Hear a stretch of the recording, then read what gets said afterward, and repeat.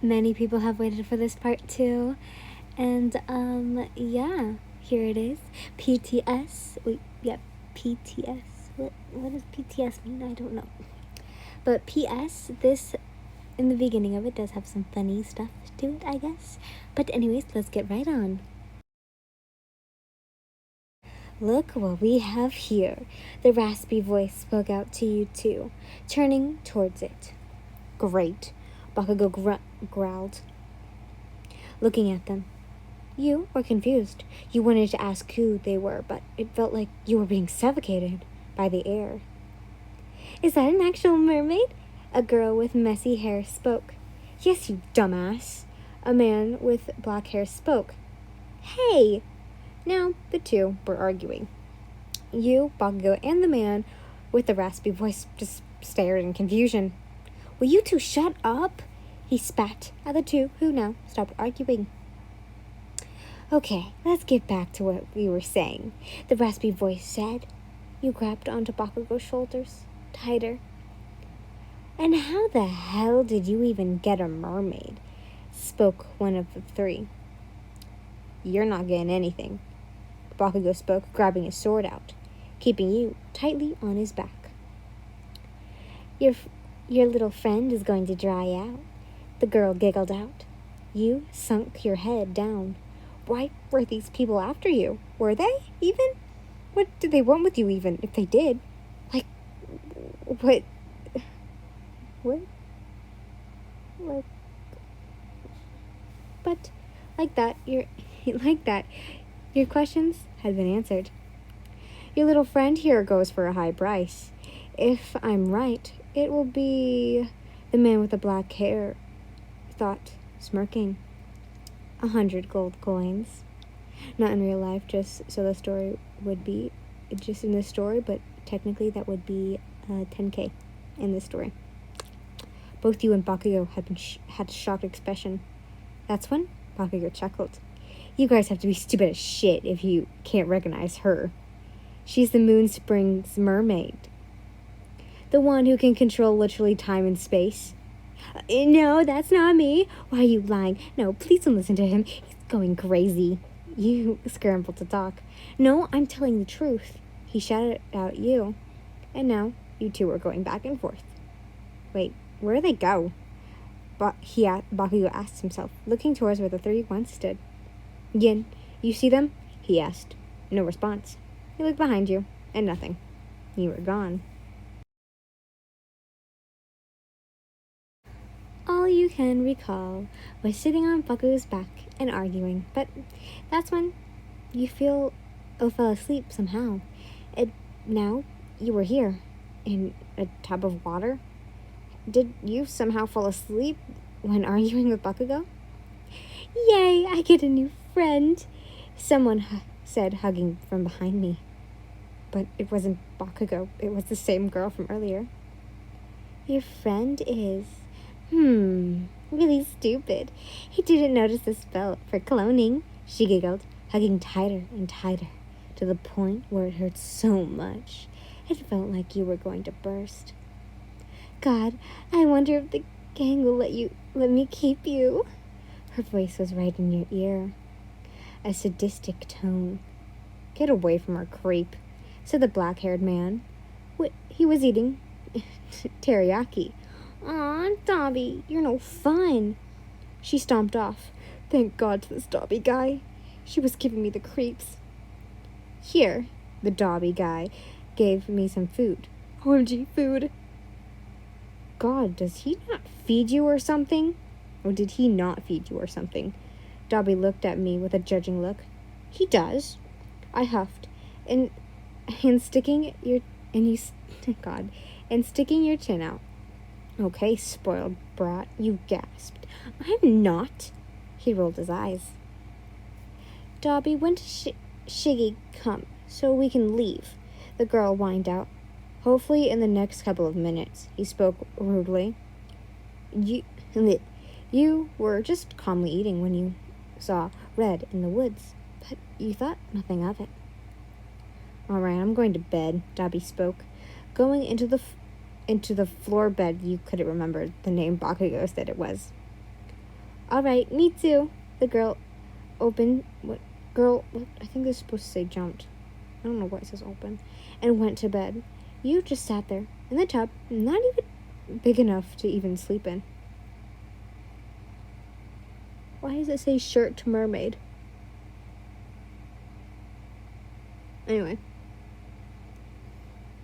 I think it's supposed to, I'm sorry, I'm trying to think what I wrote here, but I know I didn't write shirt. I think it's supposed to say, like, psst, mermaid, are they asleep?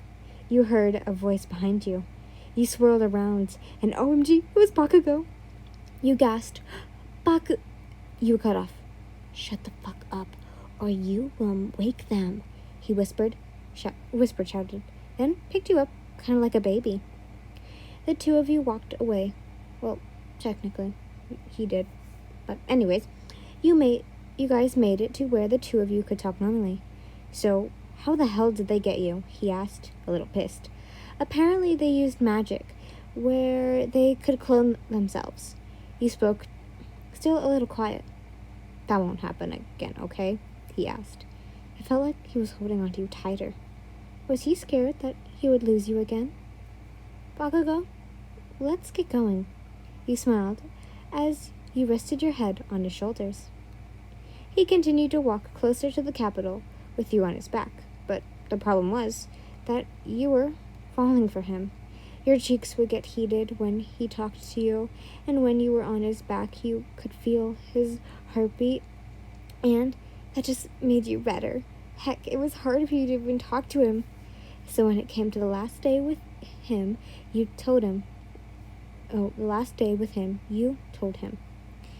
In the pond you were laying in, as he was cooking up food for the both of you. You were lying down, and you had your head sitting on your hands. You felt your cheeks heating up as you watched every muscle move.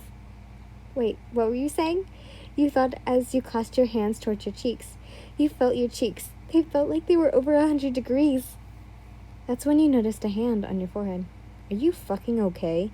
Bakugou spoke with an angry tone. No, I'm fine, you said, getting up and looking everywhere. It's not like I love you. You cut yourself off when you realized what you had said. What? He asked. He looked shocked. Oh no, did I do something wrong? Of course you did. You said you loved him, you thought, and your cheeks getting redder. Even if I did as well, we can't. The capital won't allow it.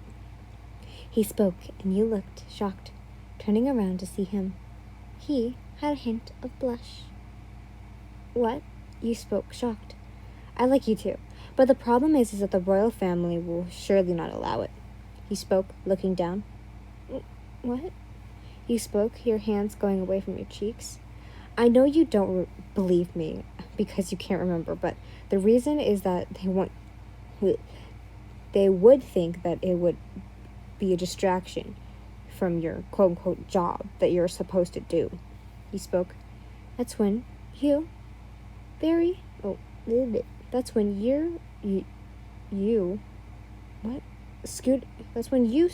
scooted towards him and placed your hand on his cheek, and placing your lips onto his, you felt him gasp.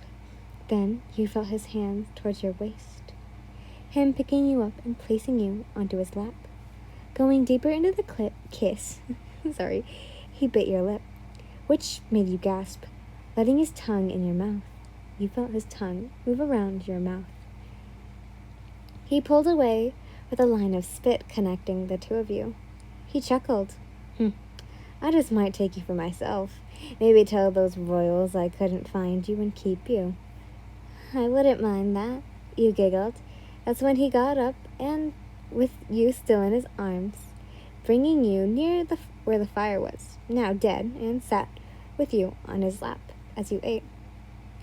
Bakugou, I don't care what my job is, but I want to stay with you forever. I never want to leave you, he spoke as he leaned onto his chest. Once done with both of your guys' food, he took you with him towards where he slept, laying down on his chest, and the both of you cuddling each other over and falling asleep. It was now the morning, and the supposedly last day of being with him. But you looked at him with a smile on your face. He was still asleep. You loved him with your whole heart. You wanted to be with him forever. He stirred and woke up to see you looking at him. What are you looking at? He smirked. You said all he did was chuckle and wrap his arms around you. God, you wanted to stay with him. He made you happy. And whatever you were supposed to do, you didn't want to do it so you could stay with him. He kissed your cheek. We need to leave, he said, picking you up. But I don't want to leave you, you whined.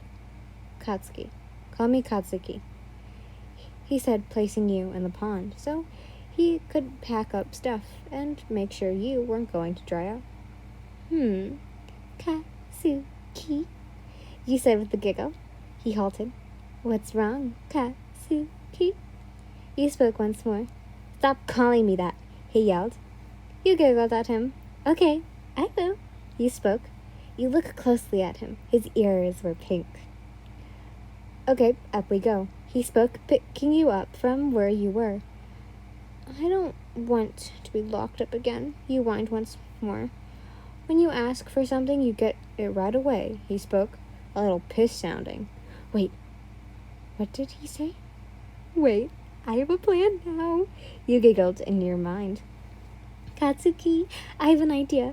We can still be together, you spoke, giggling. What then?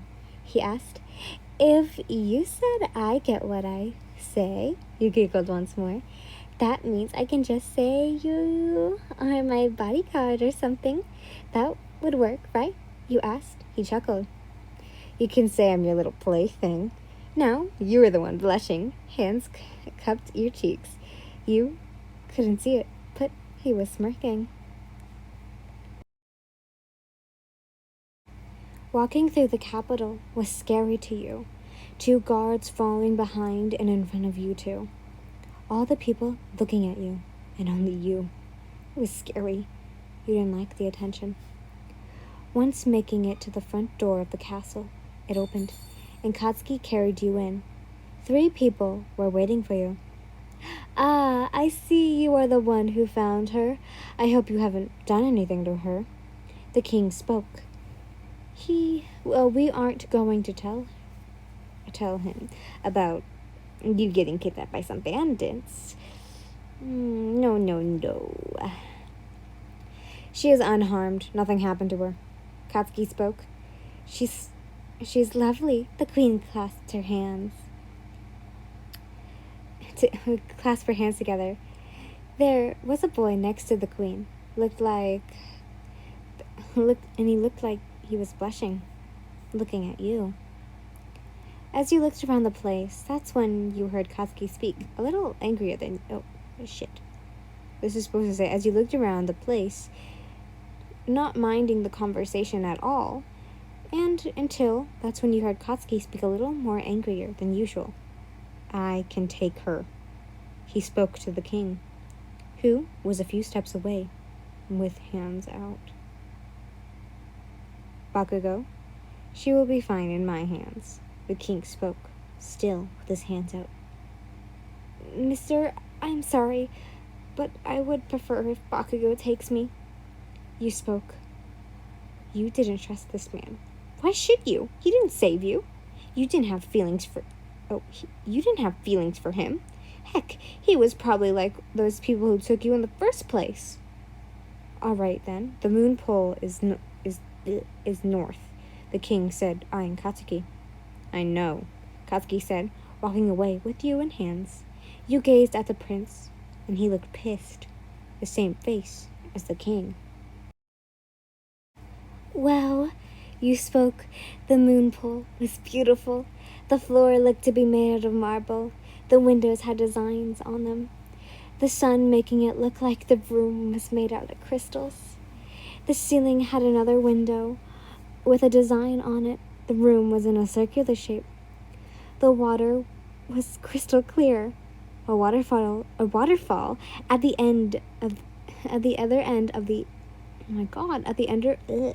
other end of the entrance, and sparkling, glowing crystals hanging from the ceiling, but not on the glass. Ugh. This parallels. What? Oh my god. Pillars around the pool. Floral all around the place. This place was amazing. Alright, I'm going to put you in, he spoke, kneeling down next to the pool. You clung onto his cape. Are you scared? He asked. A little, you spoke. It's fine here. He put his hand in the water. It moved normally and looked it, but when you touched it, it glowed. It scared you, clinging back onto Katsuki. He sighed. Let me take off my shoes and cape. I'll go in with you, he spoke, setting you down on the floor. Once he took them off and picked you back up, he walked into the pool, sitting on the edge, you still in his hands. I'm going to let you in. Oh, I'm going to let you down, okay? He asked. All you did was shake your head. And then he let go of you, dropping into the pool and bringing him with you. You had done that by pulling his hair. Once you were fully in the pool, it glowed so bright it scared you. You ended up wrapping around him like a snake, which could have killed him if you hadn't let him go. The room was something was pulling you into the waterfall. You followed what was taking you towards it, which inside there was a ledge, and on it was millions, if not billions, of crystals, all shining, and in the middle was a light blue pillow. And on that pillow was a crown with shells. Was this the thing you were drawn to? Why? Wait, should I grab it? What if I'm not supposed to? But it feels like you should. You thought to yourself, not realized that you were right in front of it now. You slowly raised your hands towards the crown and grabbed it and placed it on your head. Part 3, coming soon, hopefully. Did I get you? Yes, it has been a while, and I think this is longer than the last. But part 3 hopefully will be coming soon. But I hope you guys enjoyed this. I had super fun making it. If you did tell the beginning of this, I was kind of like, ooh, I don't know what to do here. But in part 3, we'll have some drama with the royal family. I hope you guys like drama, because I like drama and tea, so yeah. But anyways, yeah, I hope you guys enjoyed. Bye, lovelies!